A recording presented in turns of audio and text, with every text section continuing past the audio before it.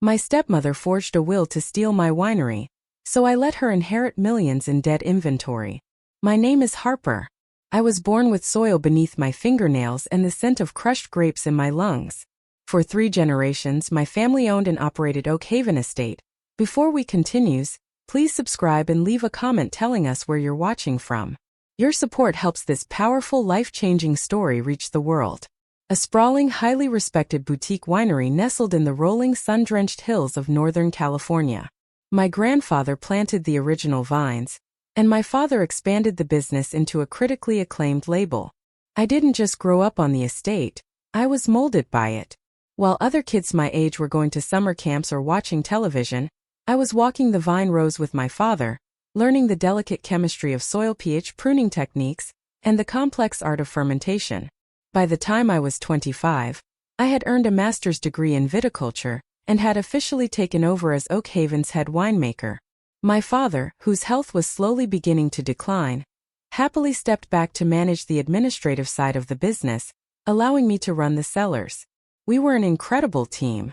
I poured my entire soul into creating award-winning proprietary blends, elevating our family name to new heights. I thought my future was set in stone, deeply rooted in the land I loved. Our peaceful existence was violently upended the year my father turned 60. He attended a wine distribution conference in Chicago and returned home with a woman named Caroline. Caroline was 15 years younger than him, incredibly glamorous, and possessed a shark-like intuition for finding wealthy, vulnerable men. She was a former luxury real estate agent who recognized my father's gentle nature and deep loneliness as an open invitation to a lavish lifestyle. Within 6 months they were married. From the moment Caroline unpacked her designer bags in our historic farmhouse, the atmosphere at Oak Haven fundamentally shifted. She despised the dirt, the long hours, and the rural isolation of the winery. She constantly pressured my father to sell the estate to a corporate conglomerate so they could retire to a luxury penthouse in San Francisco. When I vehemently pushed back, protecting our family legacy, Caroline realized I was the primary obstacle standing between her and a massive unearned payday. She began a subtle, insidious campaign to drive a wedge between my father and me, smiling to my face while whispering toxic lies behind my back. The true tragedy struck 3 years into their marriage. My father was diagnosed with late-stage pancreatic cancer. The disease was aggressive and unforgiving, rapidly stealing his strength and his sharp mind. As his condition deteriorated, Caroline went into overdrive. She fired his longtime hospice nurses and replaced them with a private care team she personally controlled. She restricted my visiting hours, claiming that my presence stressed him out. I fought her tooth and nail, threatening legal action just to sit by his bedside, but her control over his daily environment was absolute. During those final agonizing months, my father was heavily medicated, drifting in and out of a haze of strong painkillers. I spent every precious moment I could holding his hand, promising him that I would protect Oak Haven and continue our family legacy. He passed away on a quiet Tuesday morning just before the autumn harvest. My grief was a massive, crushing weight. I had lost my mentor, my best friend, and my father. But Caroline didn't give me a single moment to mourn in peace. She was already busy calling her lawyers. The reading of the will took place less than a week after the funeral, held in the cold, sterile office of a local attorney named Richard Vance. Richard was a man I had never met before. He was Caroline's personal friend and a man with a reputation for ethical flexibility. I sat in the leather chair, clutching a tissue, expecting to hear the terms of the estate plan my father and I had established years ago, the plan that left the physical winery and the business operations entirely to me, while providing Caroline with a very generous multimillion-dollar cash life insurance policy. Instead, Attorney Vance slid a crisp, newly printed document across his desk. "This is your father's final will and testament, updated and signed exactly 3 weeks before his passing," Vance stated flatly. I read the first page and the blood drained from my face. The new will explicitly revoked all prior estate plans. It left the entirety of Oak Haven Estate, the land, the buildings, the equipment, and the bank accounts, solely and exclusively to Caroline. I was left with a meager $10,000 and a brief, coldly written paragraph stating that I was capable of making my own way in the world. I stared at the signature at the bottom of the page. It vaguely resembled my father's handwriting, but the loops were shaky, the pressure was wrong, and the ink dragged in a way that screamed forgery. "This is a lie," I said, my voice trembling with a mixture of raw grief and sudden blinding rage. My father would never disinherit me. He could barely hold a pen 3 weeks ago, let alone draft a highly complex legal document with a lawyer he had never met. Caroline dabbed at her dry eyes with a silk handkerchief, projecting an air of wounded innocence. "He realized that running the winery was too much of a burden for a young woman, Harper," she lied smoothly. "He wanted me to handle the heavy financial lifting, so you could be free."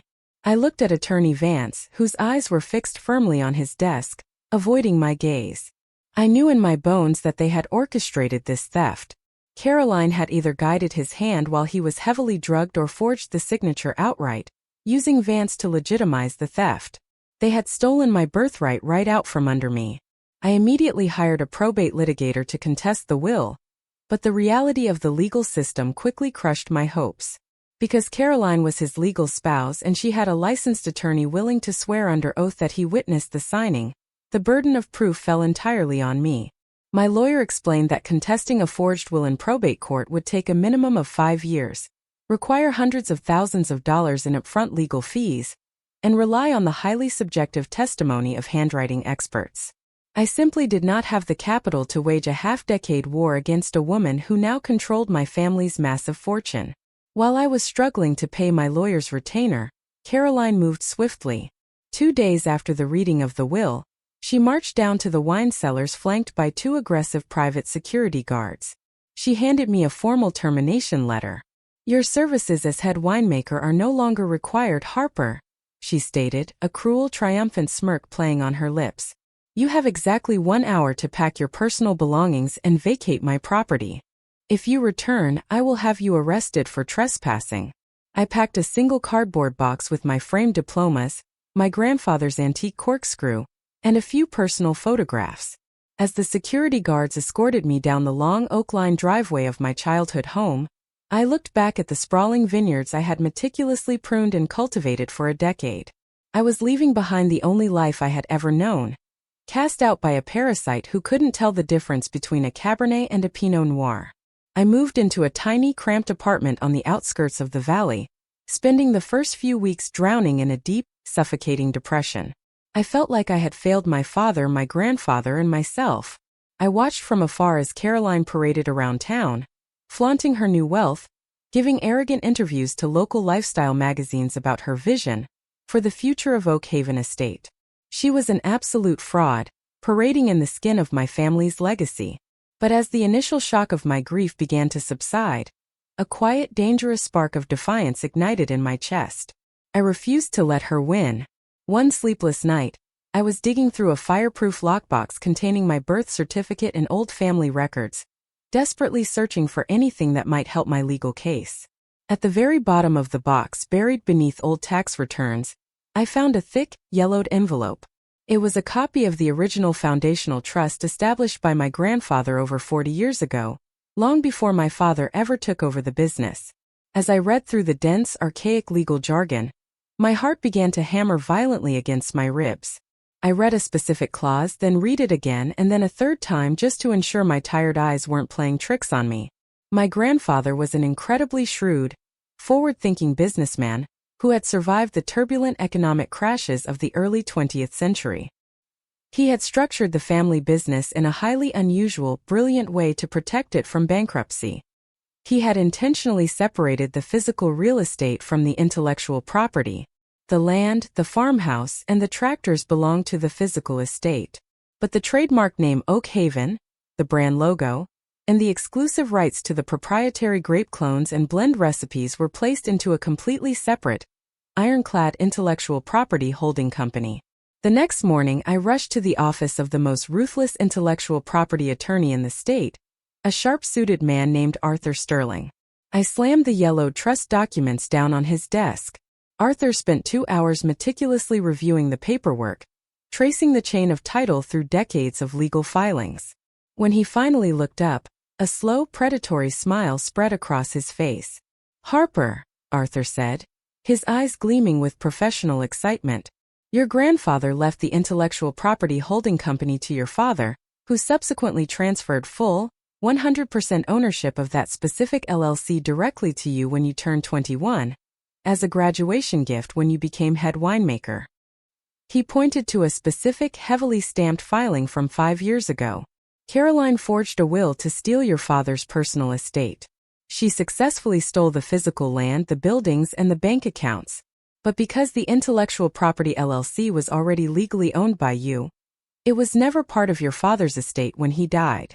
Caroline owns a massive farm and a commercial bottling facility, but she does not own the name Oak Haven. She does not own the logo, and she legally cannot produce your proprietary blends. The realization hit me like a bolt of lightning. Caroline had stolen the castle, but she didn't own the flag, and she didn't have the recipe for the gold inside the vault. She was incredibly greedy, but she was fundamentally ignorant about the intricate legal mechanics of the wine industry. She had simply assumed that because she inherited the dirt, she owned the brand. I asked Arthur if we should immediately send her a cease and desist letter to prevent her from using the name. Arthur leaned back in his leather chair and steepled his fingers. We could, he mused. But if we stop her now, she just rebrands the winery, sells the land, and walks away with a few $1 million.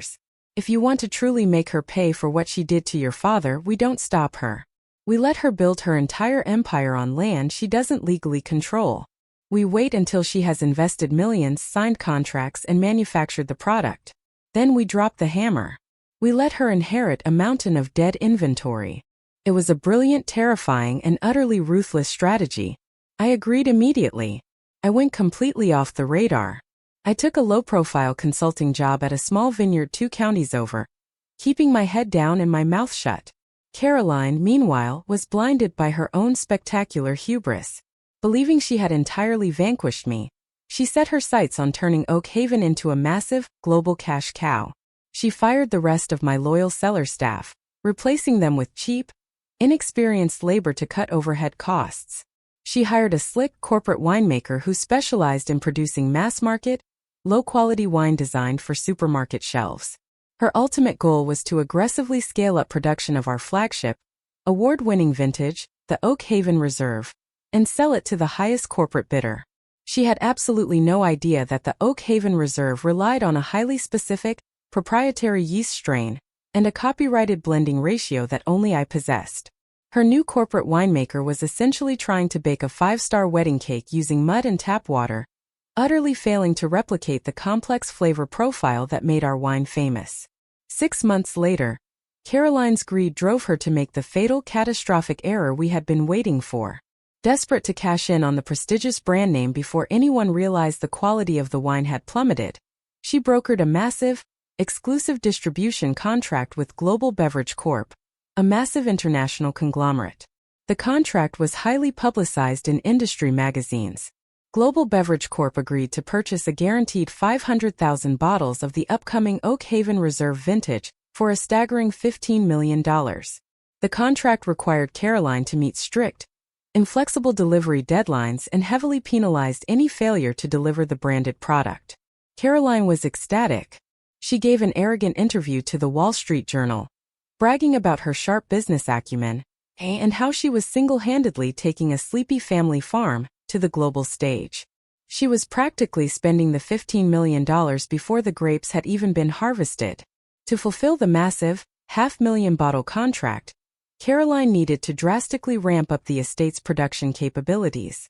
She needed automated bottling lines, massive industrial steel, fermentation tanks, and hundreds of thousands of glass bottles and premium corks. Because she had already burned through the liquid cash in my father's bank accounts on luxury cars, designer clothes, and expensive vacations, she had to seek outside financing. Driven by the promise of the $15 million payout, Caroline recklessly took out massive, high-interest mezzanine loans from a predatory commercial bank. She used the physical winery, the land, the farmhouse, and the vineyards as collateral to secure the multimillion-dollar debt. She strapped a ticking financial time bomb to her own chest, confident that the impending Global Beverage Corp payout would easily cover the loans. She was leveraging an empire she didn't truly own to manufacture a product she had no legal right to sell. The trap was set, the bait was taken, and the jaws were preparing to snap shut. The autumn harvest arrived, and it was a chaotic disaster. Without my specialized knowledge of the vineyard blocks, Caroline's cheap labor picked the grapes at the wrong time, resulting in a yield that was overly acidic and unbalanced. Her corporate winemaker desperately tried to mask the poor quality with heavy chemical additives and artificial oak flavoring, creating a wine that tasted like cheap, generic syrup. But Caroline didn't care about the quality. She only cared about the label.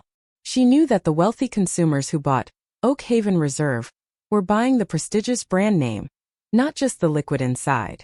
She pushed the production line to the absolute limit. The massive, newly purchased industrial machines roared to life, churning out thousands of bottles a day. I watched the entire process from afar, receiving quiet, anonymous updates from a few loyal farmhands who had managed to keep their jobs. They told me that warehouses were filling up to the ceiling with wooden pallets of wine. By late November, the bottling process was finally complete. Exactly 500,000 bottles of inferior wine were corked, foiled, and slapped with the iconic elegant Oak Haven Reserve label, the exact trademark logo that belonged exclusively to my hidden LLC.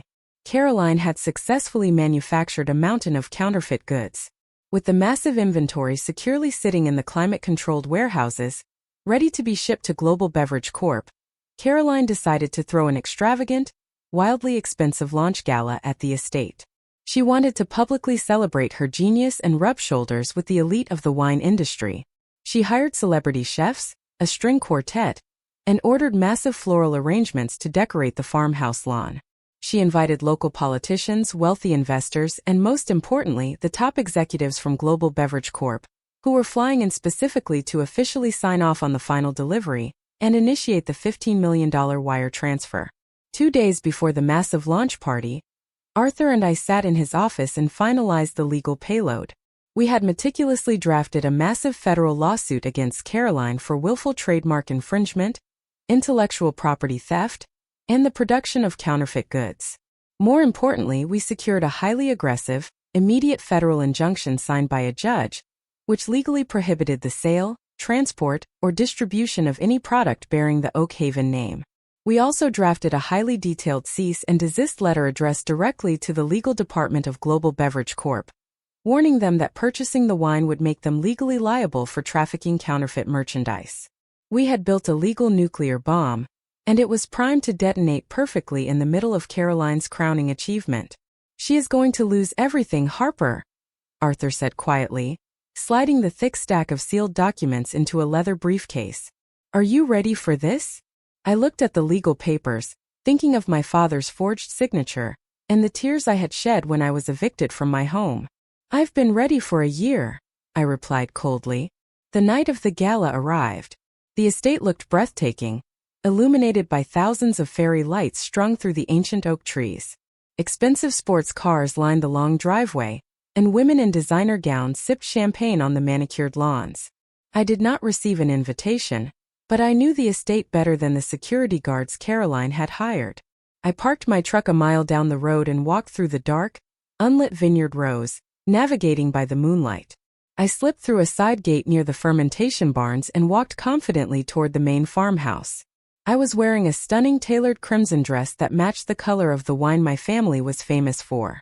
I blended seamlessly into the crowd of wealthy guests, keeping my head down and avoiding Caroline's line of sight. I positioned myself near the grand staircase in the main foyer, watching as the executives from Global Beverage Corp. Mingled happily near the bar. The atmosphere was electric with the promise of immense wealth. At exactly 9 o'clock, the string quartet stopped playing, and the crowd fell silent. Caroline descended the grand staircase, wearing an obscenely expensive diamond necklace and a gown that cost more than a tractor. She stepped up to a microphone positioned on the landing, raising a glass of wine to the crowd. "Welcome, friends, partners, and esteemed guests," she began, her voice dripping with fake humility. "When my late husband passed away, he entrusted me with a massive burden. He asked me to take Oak Haven into the future.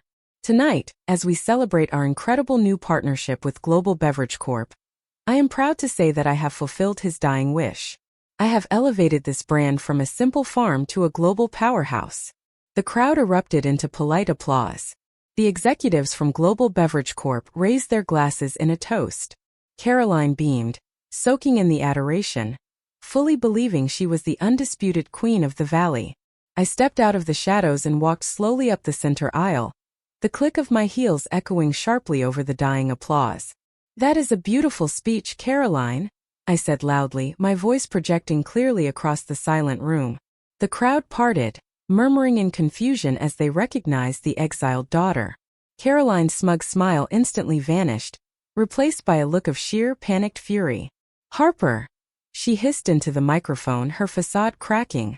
"Security! Remove this woman immediately. She is trespassing." 2 large security guards moved toward me, but I held up my hand, holding the thick leather briefcase. "I wouldn't do that," I warned them, my voice deadly calm. "Unless you want to be named as co-conspirators in a federal intellectual property lawsuit." The word federal stopped the guards in their tracks. I walked directly up to the base of the staircase, locking eyes with my terrified stepmother. "You stole my father's estate, Caroline," I said, loud enough for every single journalist and executive in the room to hear. "You forged a will to steal the dirt and the buildings. But you forgot to check who actually owned the soul of this company." I opened the briefcase and pulled out the thick stack of heavily stamped legal documents. I handed the first copy directly to the lead executive from Global Beverage Corp, who was standing a few feet away, looking deeply alarmed. "This is a federal injunction," I announced. "It legally proves that I, Harper, am the sole exclusive owner of the Oak Haven trademark, the logo, and the proprietary blend recipes. The woman standing on those stairs has just illegally manufactured 500,000 bottles of counterfeit wine.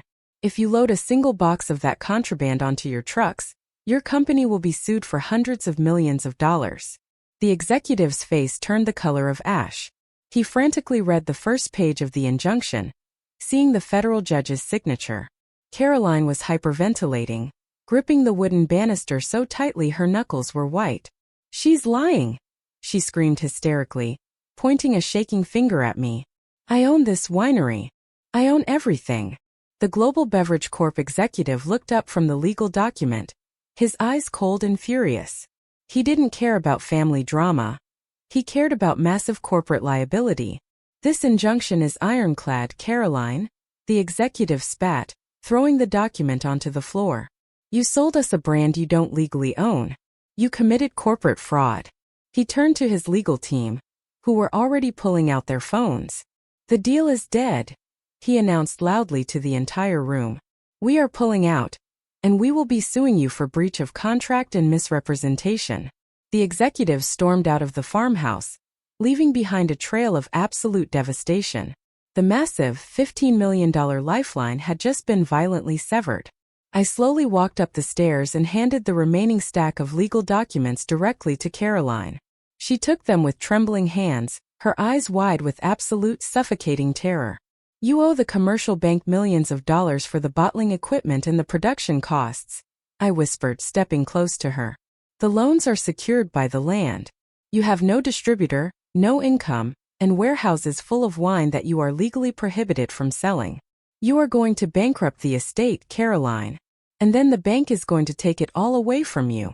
Caroline sank to her knees right there on the grand staircase, the legal papers scattering around her designer gown. She let out a guttural, agonizing sob as the terrifying reality of her situation crashed down upon her. She had built a massive, expensive empire, and I had just detonated a legal bomb that destroyed the foundational pillars. The guests, realizing they were witnessing a catastrophic financial meltdown, quietly filed out of the house, leaving Caroline completely alone in her ruin. The fallout was incredibly swift and absolutely brutal. Without the massive payout from Global Beverage Corp, Caroline immediately defaulted on the high-interest mezzanine loans she had recklessly taken out to fund the harvest. The aggressive commercial bank did not hesitate. Within 60 days, they initiated hostile foreclosure proceedings against the physical estate. Because the lawsuits surrounding the counterfeit wine had made her highly toxic, she couldn't find a single investor willing to bail her out. The bank seized the land, the farmhouse, the equipment, and the massive warehouses full of legally unsellable, dead inventory. Caroline was formally evicted from the property by county sheriffs. The millions of dollars she had stolen from my father's bank accounts had been entirely squandered on the failed production run and her lavish lifestyle. She walked away from Oak Haven with absolutely nothing but the clothes on her back, drowning in a sea of personal liability lawsuits from unpaid vendors. 6 months later, the bank put the physical Oak Haven estate up for public commercial auction. Because the land was burdened with 500,000 bottles of trademark-infringing wine that had to be legally destroyed, and because the property was useless to any buyer without the Oak Haven brand name, the massive estate was considered a highly toxic asset. The bidding was virtually non-existent. I walked into the cold, sterile auction house holding a certified cashier's check funded entirely by a quiet, supportive group of private investors who knew my talent as a winemaker.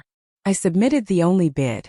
I purchased the physical estate, the land, and my childhood home back from the bank for pennies on the dollar. The moment the auctioneer slammed his gavel and yelled "sold," I felt a massive, incredible weight lift off my chest.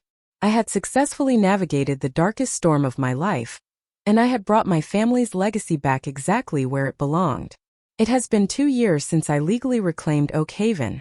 I spent the first year systematically dumping Caroline's terrible, counterfeit wine down the industrial drains and meticulously restoring the vineyards to their former glory.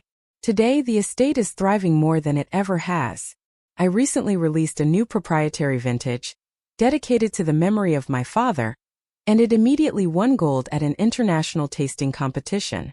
As for Caroline, the last I heard, she was working as a junior leasing agent at a strip mall real estate office, completely stripped of her glamorous facade and drowning in legal debt. She tried to steal my heritage by forging a piece of paper, believing that owning the dirt made her a queen. She learned the hard way that true legacies aren't stolen. They are cultivated through blood, sweat, and absolute brilliance. I am back in my cellars, surrounded by the scent of crushed grapes, finally and totally at peace.